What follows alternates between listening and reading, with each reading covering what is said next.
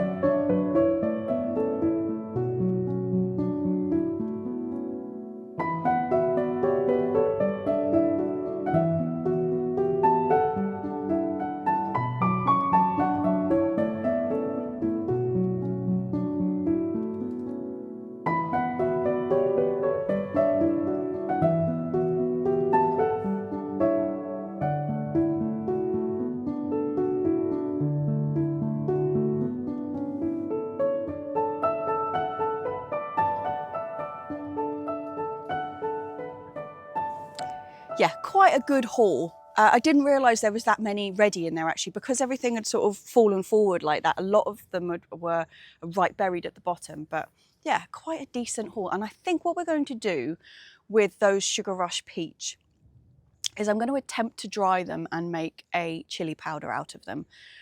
They are delicious fresh, don't get me wrong, and we've got tons more coming that are actually on the turn. So I'm quite confident that they are going to, become orange. So we've got other things to try with them.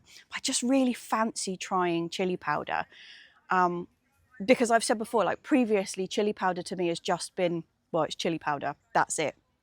Until I made the variety specific hot lemon, the lemon ají chili powder, which has just been a complete mind altering wonder powder. For the flavour is something else. It's absolutely delicious. It is hot, but it's not really hot, but the flavour that it puts in things is just out of this world. And the real characteristic taste of the lemon ají has stayed into the chili powder. It's just delicious, and I'm really excited to see what the Sugar Rush peach comes out like that. So I'm going to try that with those. We do also have tons and tons of cayenne peppers in there, which is what I grew to make the chili powder from. That's all these ones here. I mean, look at it. It's absolutely laden and all the way through. So this is what I was tying up, but all the way through, there's just tons and tons and tons of them. And this is actually the one that I grew to make chili powder out of. I mean, cayenne peppers are nice anyway, but they're classic chili pepper. And this is what I wanted them for. But my goodness, we haven't even had one go red yet. And they're not even like blushing, changing colour. You know, when they just start going slightly off green. Nothing yet. Having said that, we have been eating them green and they are delicious. So it's not a waste. If they don't turn red. If it's just going to get too cold and there's no chance, we will just harvest them and eat them green because they are delicious. They do have some heat in them. Sometimes a chili pepper that hasn't turned red sort of can be a bit, yeah, a bit nothingness. But actually, these are delicious, so it won't be a complete waste. But yeah, so that was quite a good haul. And actually, what we're doing first thing today is these bits and pieces here that I sowed, what, 2 weeks ago, would you say? So this is endive lettuce, some spinach, some green wave and dragon's tongue mustard, some Kailaan and some Lucullus chard. So these are going to be split between 3 spots. I'm going to go and open the polytunnel now because I think there's some tomatoes and things to pick in there, and we'll see how much space we've got. I'm going to get some of these in there. We've got a little bit of extra bed where I planted the Pak Choi out last week, was it, or the week before? There's a bit of extra roll on the Environmesh, so I'm going to put some of these in here, and then anything extra that we've got that I can't fit in anywhere else is going to go in the bed where the Chimider apple was. Right. Hi, girlies. What are you doing? Digging holes? Digging holes. Oh, I'll show you in a second. Winnie still looks weird. She looks like she's had a crew cut now, but she looks an awful lot better than she did last week. Right.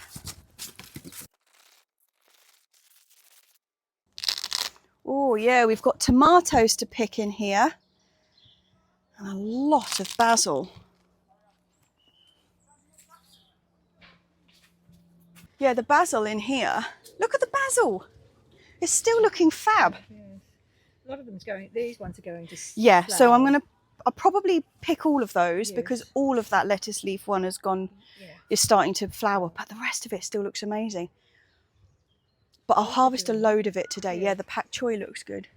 And loads of tomatoes to take. So I'll clear this out. This is the green wave has all come up nicely.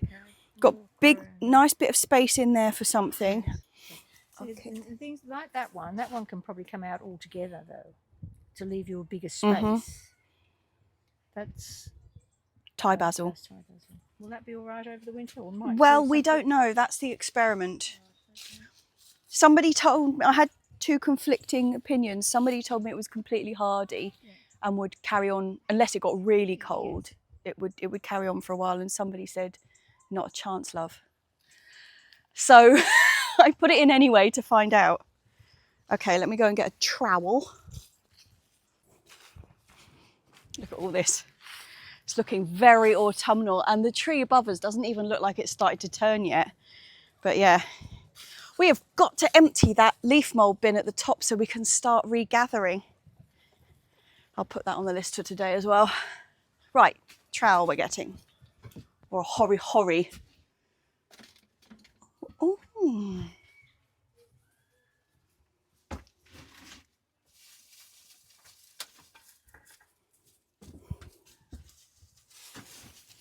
I know, it's not my one, girls. It's not. I've actually got, this is, we've got hori each. This is Mum's one. But my Milwaukee one, I was using, not last week, the week before, and it has vanished. As it frequently does, to be fair, because however lovely tools with the wooden handles are, you know, they look wonderful, but the moment you put them down, they just become part of the landscape and you don't see them again. So actually sometimes the really naff, like fluorescent yellow and pink ones actually, you know, stick around a bit longer. But yeah, I haven't seen it. I'll keep my eyes open for it. Normally I've jammed it in the side of a bed or something, you know, and the wood has just merged with its surroundings. Right. Okay, let's get the aubergines out of here first.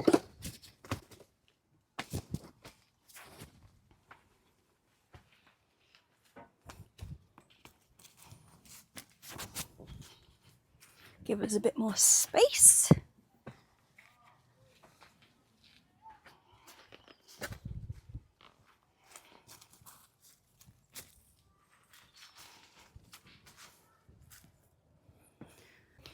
We have some pretty decent sized tomatoes here actually.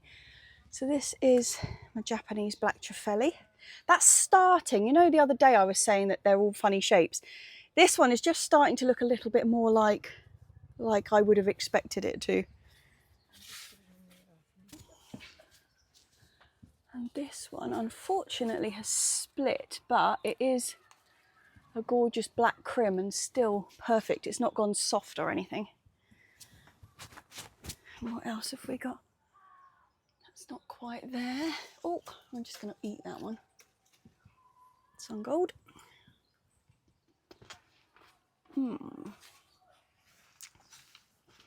This one now, that's it. That was the last tomato on there, so I shall take this out now. There's my snips. This plant is funny. It's so much less big. Normally, black crim's really quite vigorous. It's just a big, you know, a decent plant. But this actual individual plant was really quite feeble. But my goodness, did it give us some beautiful tomatoes this year. I mean, we must have had, what, 6 or 7 huge, like proper big boy tomatoes off that. And for such a weedy little plant, well impressive. Well impressive. That off. That is that one.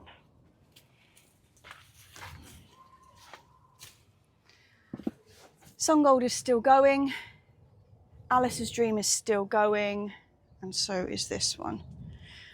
That does give us some good space at the bottom. And we've already cleared a real big chunk of space in the back here. But this tomato, which is the Rebel Starfighter Prime, again, what a great tomato this has been, as in like an individual plant this year. So good, but you can see it's had its time. It's got no more tomatoes coming. And that is the last one with a little dead moth on it. Gorgeous. And the colours on this are just... God, the tomatoes this year have been eye-wateringly beautiful. They really have. Completely stunning. Been so impressed. Not just the look of them, obviously, which is the stunning bit, but the flavour of them. Oh my goodness. What a beautiful year for tomatoes it was. Okay. Chap in the corner. That's another black crim, and that actually seems to be, it's got a couple of more fruit on it. Are they going to ripen? Don't know. But so, whee! That's what I've spotted. What is that? There it is. There's my one. See what I mean though? Like you put it on there and it's melded forever. So what else have we got going on here? That's a nice one. Another Japanese black trifeli. Out of the way. Right, this one. Oh, I was just about to say it's got nothing on it. It's got bloody great truss at the top.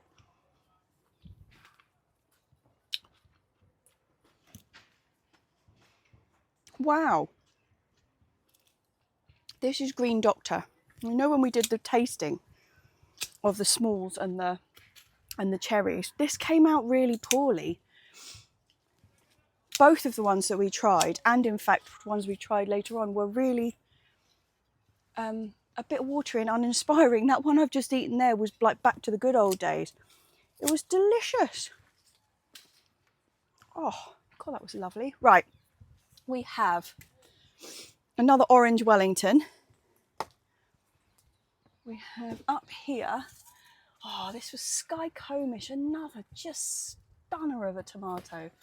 I loved this variety. What, I mean, it's just beautiful. I loved it, and like flavour-wise, absolutely gorgeous. This seed came from, well, real seeds originally, but Chris, my tomato pusher, sent me these. I think he sent them to me like 2 years ago actually, or maybe it was last year, I can't remember, but it might have been one of the ones we tried it last year and didn't get anything from, but this year, wah wah wah. So that's still got a couple coming. I'll leave that one alone. I'll else have we got in here? Garnet's got a couple more coming. That's a dead truss there. That's all done at the bottom. This one's done at the bottom. Okay, I'm just going to clear up the rest of this and see how much space we've got at the bottom, and then we'll start planting some stuff in.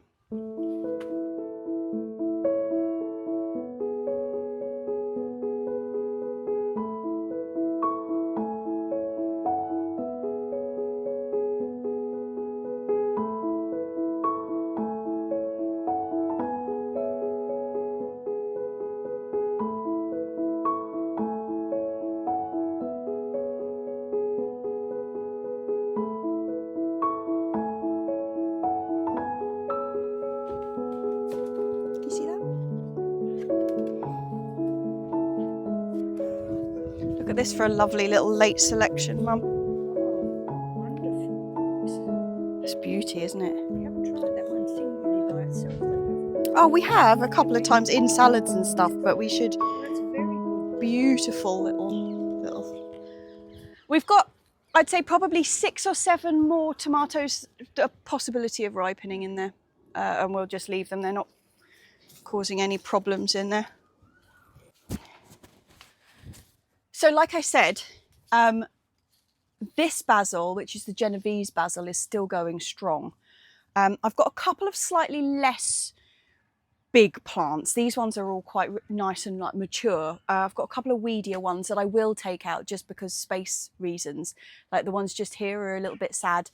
It's still going strong, and if it was earlier in the year, like they will bush out, except that it's not earlier in the year and actually the space could be used better. But with these ones, I'm just going to chop them down. They should go until we get a real proper cold snap, and we haven't had that yet. And actually, so far, it doesn't, I'm going to touch wood, it doesn't look like we've got that on the cards anytime soon. I mean, it is only, what is it, like mid-October now. We should go at least until a couple of weeks into November before we get a proper cold snap. So they've got time. And it's not too dark for them to still be producing. So I'm going to take a huge harvest of all the basil that's in here, and then we'll do something with it at home so that we can use it over the winter, but leave the base of the bush so that it can keep going until we get that cold snap, rather than just whip it all out. Yes, I'm going to clear some space. The one that I am going to take out, as I said earlier, is, this is a great position, isn't it? Let me shift. Let me shift. Is this one, which is the basil leaf. No, it is obviously it's a basil leaf, Jessie. Is the lettuce leaf basil with these absolutely, I mean, sorry, but look at the size of that basil leaf. Isn't that absolutely gorgeous? It's such a wonderful plant. I absolutely love this variety of basil. I mean, compared to like a really decent sized normal basil leaf, which is like that, that's a big basil leaf for normal, but I mean, look at the diff. Just absolutely fab. But they are flowering. They're just starting to go. And once the basil starts flowering, you can chop the flowers off and it will keep going for a little while, but it's not going to keep going long term, and the space could be better used. So basically, I'm just going to whip that out. But I just love that. Look at the size of it. It's just it's like the whole size of my face. It's the size of my face. Yeah, and then we'll take that basil home and probably freeze it for use in the winter. Basil doesn't freeze very well, just as a stand, like if you just put it straight in the freezer like that. But I have found that actually it does quite well if you kind of mix it up in a whizzer, like you were making pesto, but not with the parmesan or pine nuts, but just the garlic, the olive oil and the basil, and give it a really good mash up, and then put it into ice cube trays, freeze it, bag it up, and then just, rather than defrosting to use, just drop one of those ice cubes into like soups or stews or whatever you're making during the winter, and it gives you that real like vibrant summer basil flavour to it. Because yeah, if you just freeze basil like this, it just goes black and horrible. But that does seem to work. So that's what I'm going to do now. Clear some space for what's in the tray.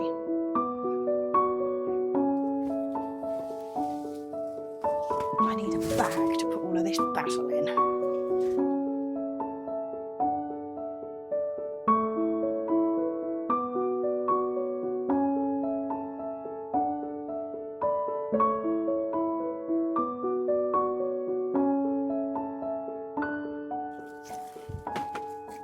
So this is the lettuce leaf one, and what we're actually going to do is I've cut them off at the stem.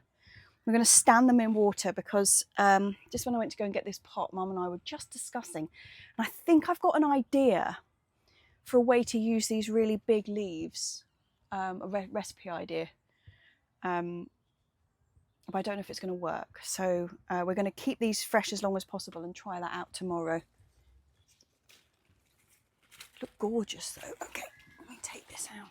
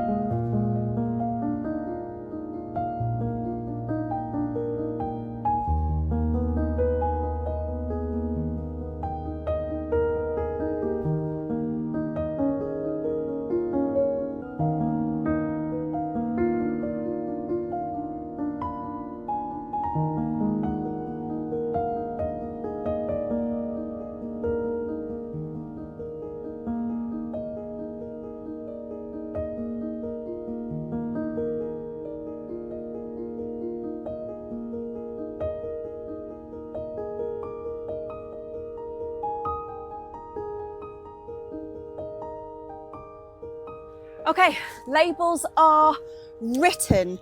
Just labeling everything up in here because I know what they are right now, but you know, give it a little while and I won't have a clue, and also Mum doesn't know what they are. So the first thing in this corner is, oh you can't see me, is the Mizuna, which is actually what I sowed directly a couple of weeks ago. So I'm going to put a label in for that, which is all this stuff here. Then we've got a row of coriander.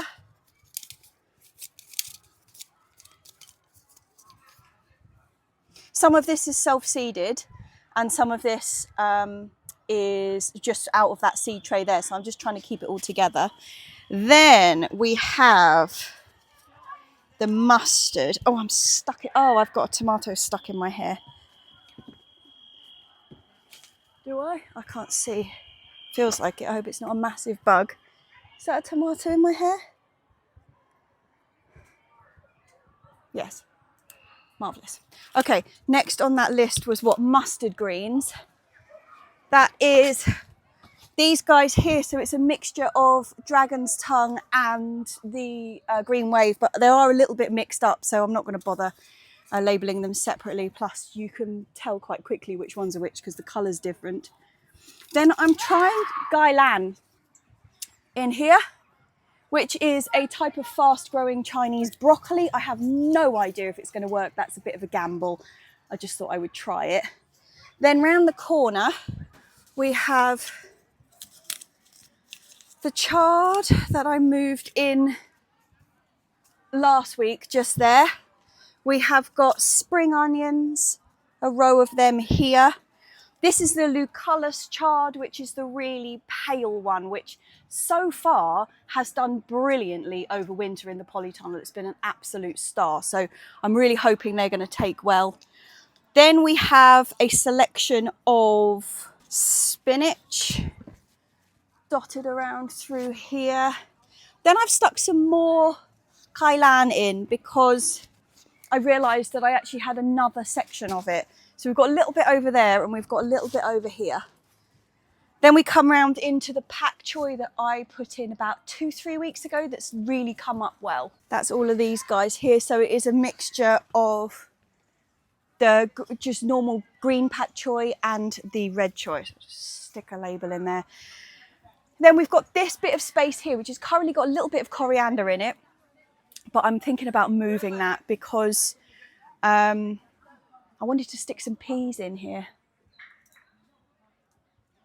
I don't think I've got the peas up here with me, but I'm going to move that coriander into the other patch of coriander that I was talking about, so it's all kind of together. And then I'm going to stick some peas in this end, which will be for pea shoots now. Like once they come up, we'll be keeping them pea shoots, and then we'll keep them low by keep picking them until spring when they should go woof, straight up and we'll have some peas. That is the plan. I didn't put any of the Endive in, which is this chap here, because that's going to go outside because that's really winter hardy. And I've got mustard left, green wave and purple, and then I've also got a little bit of Lucullus chard left to go outside. Fantastico! So all of that is now planted up, obviously apart from the peas, but I've left them at home. Yeah, so give that a really good water. But what I am going to do is actually get the kettle on, not for a cup of tea actually, but we've just brought some noodles up with us today because we started so late waiting for this blooming sunshine. We were running behind. I think it's time for a spot of lunch. It's only going to be a little snacky, just in a cup, you know, like a cup of soup today. Cup of soup, but with loads of bits of greens. Lots of stuff that needs, you know, small bits that need picking that you can't really make a whole dinner out of. Perfect in an allotment cup of soup.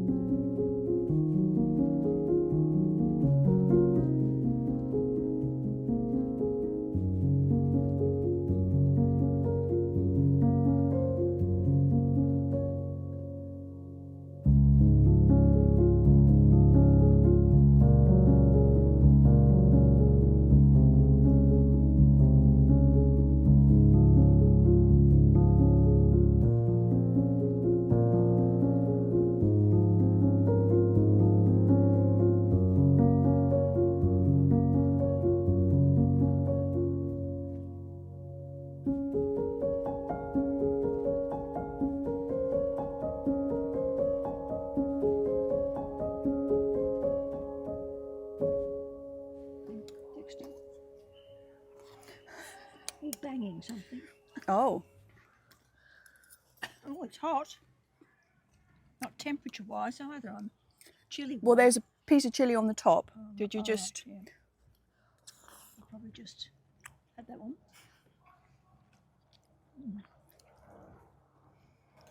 That's quite a nice one. Those greens. Good old mix. Is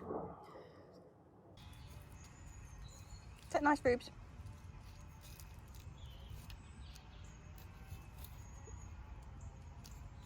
Oof. Vicious, Margot. Val's late to the party yet again. Yep. Yum, that hot lemon was actually hotter than I was expecting. Okay, so all I've got now is those last bits and pieces that are in those trays. I'm going to try and fit them into the bed that's half covered. But my first job is to see how far I can actually stretch that cover out, to see how much, you know, land I've got to plant in. So that is this is the bed that I want to put the stuff in, and this is the cover that, don't know if you remember, I planted all those Pak Choi in here and then I rolled up the edges, but actually we've got a bit more coverage than that, and I'm hoping it's going to do about half the bed. So if we unroll that bit, and then this is where the majority of it is.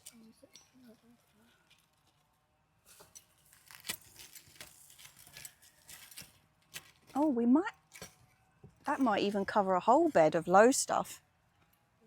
You don't need it for the Cavalier, do you? Are you not putting any Cavalier in again now, are you? No, but there's Cavalier in there already. I know, but this is going to be able to put all soft stuff now, yeah. isn't it? So this cover actually goes much further than I thought it did. So I can definitely go up to about here with them. And what was it I was planning to put in here? So this is a mixture of Pak Choi, Vivid Choi, and actually I think that's it. Yeah, Red Choi and Vivid Choi.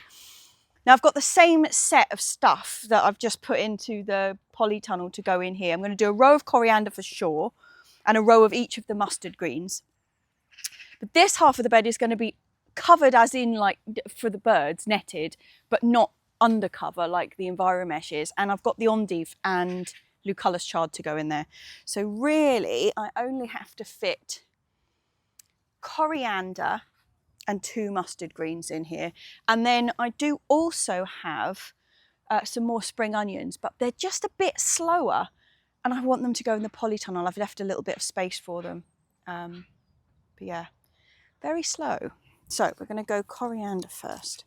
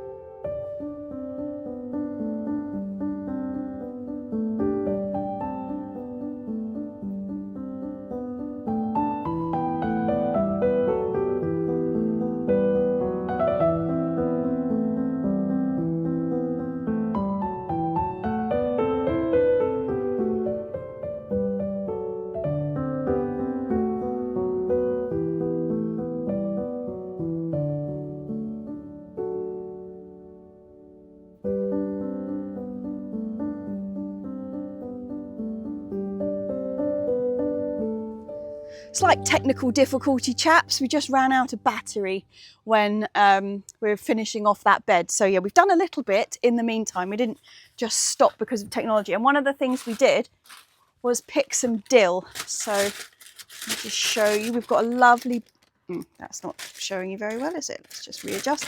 Lovely bag full of dill, which is very exciting. And it smells incredible. I don't know if you remember when I planted that, when I sowed that, I was saying that we never have any success with dill. It's just one of those ones that never seems to go. And this year it's done brilliantly. And again, it's under the Environmesh. Yeah, I'll just show you what else is under that Environmesh. I picked out some bits and pieces for our lunch from here, so we had it uncovered anyway. But this is it. So we had a little bit of spinach in our lunch, which is in that row in the centre there. But look at the vivid Pak Choi. Let me show you this. So this is a form of Pak Choi, but how gorgeous is that? Look at those. Aren't they beautiful? Then we've got some lettuces and then the dill on that end and the mizuna, parsley, and we did have a couple of very skinny spring onions in the lunch. But they are, yeah, everything in this bed's looking really quite nice.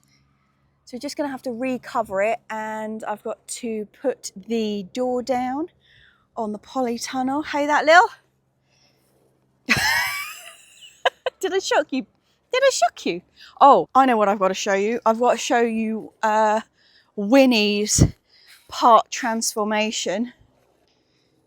Now have a look. So she's got, her feathers are coming back, but they're really short. So it almost looks like she's wearing a suit of armour. You sort of see, she looks very strange. Not quite so horrific as last week, but a bit odd. But you see how Violet is molting. So she's just got sort of, she looks really scruffy and she's got some bare patches and she just looks a bit naff. Well, that's how they normally molt. Not quite so extreme as old Naked Legs over there. Hey? Oh, now you want to cuddle. Now you want to cuddle. Hey? Meh. Yeah. Anyway, we are going to pack up now. We're going to just tidy everything away, close things down and head off. Couldn't even think what we were doing then. We're heading off. Okie dokie. Shall we? Those lettuces just look wonderful, don't they?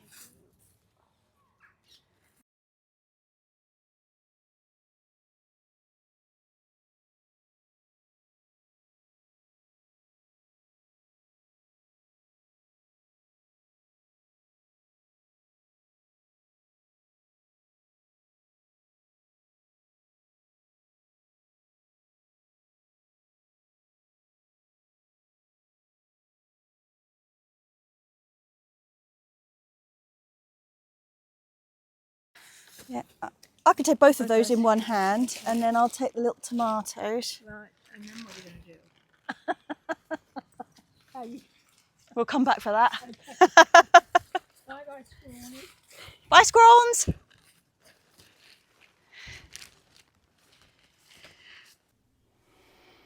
Cheers, chaps. Cheers to the last big plant out of the year. I'm pretty sure that's it now. I'm not going to be sowing anything else into seed trays. Obviously, I've still got the peas to go in. I'm going to get them in next week. And the spring onions are still in the trays because they're just a bit weedy. The ones that I put into the polytunnel were Ishikura. And for some reason, they just grew so much stronger from what I sowed the other day than the Lilia have, which is unusual because normally they're pretty much of a muchness. But yeah, I've stuck them back in the greenhouse, give them another couple of weeks in there to really kind of put on a bit before we stick them also in the polytunnel. There is some Endive, which is still in that tray, which I'm going to be putting out, but that is really, really hardy. Only if the plants can kind of get an anchor before the winter comes. So I'm hoping we've got a little bit of time left before we get any cold weather. Like I was saying with the tomatoes, if this kind of continues where it's just sort of grey but it's not cold, we've got a good chance of the rest of them ripening. But yeah, basically that was the last real like plant out push where we've got loads of stuff to get out. And now the greenhouse, doesn't have anything in it other than like the big plants, the chilies that we're just waiting to ripen up. We've got nothing, I don't think, on the shelf.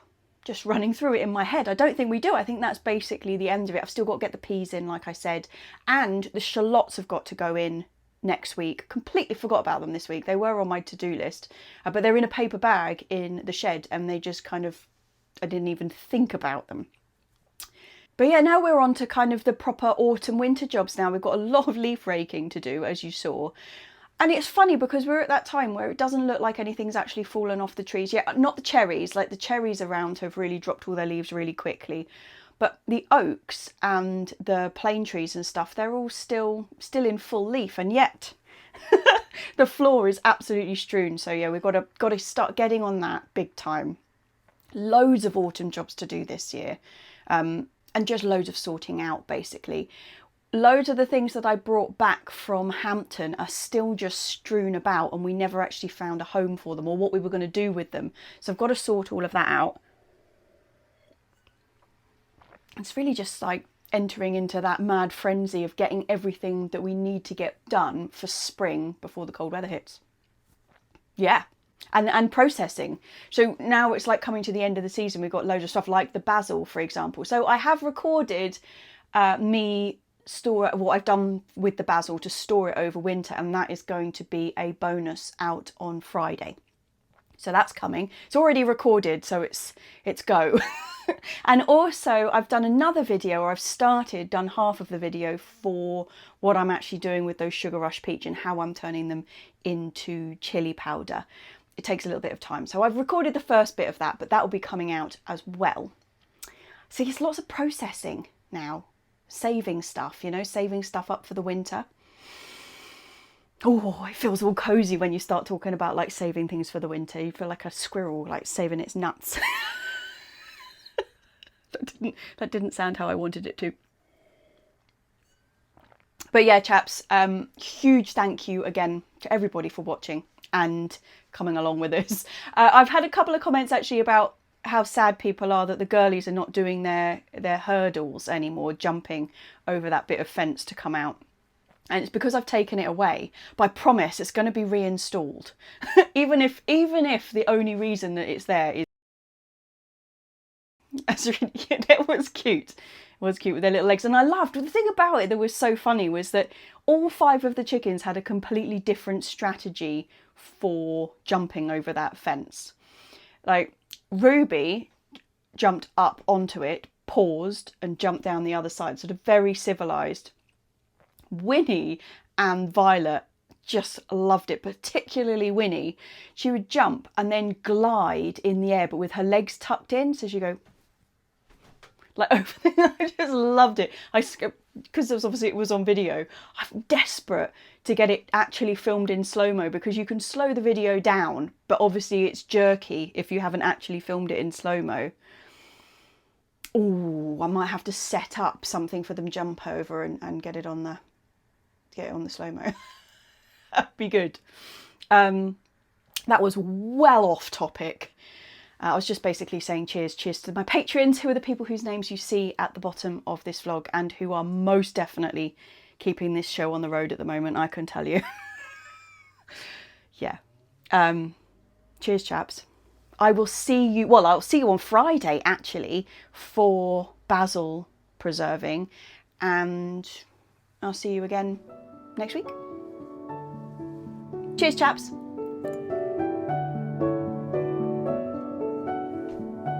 Cheers.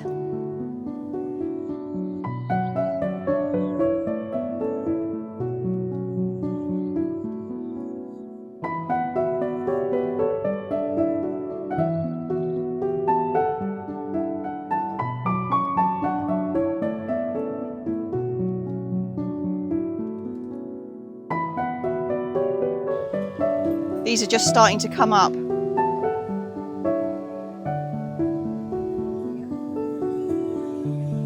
No. All that stuff we've got to take home. And we're walking. Well, I'll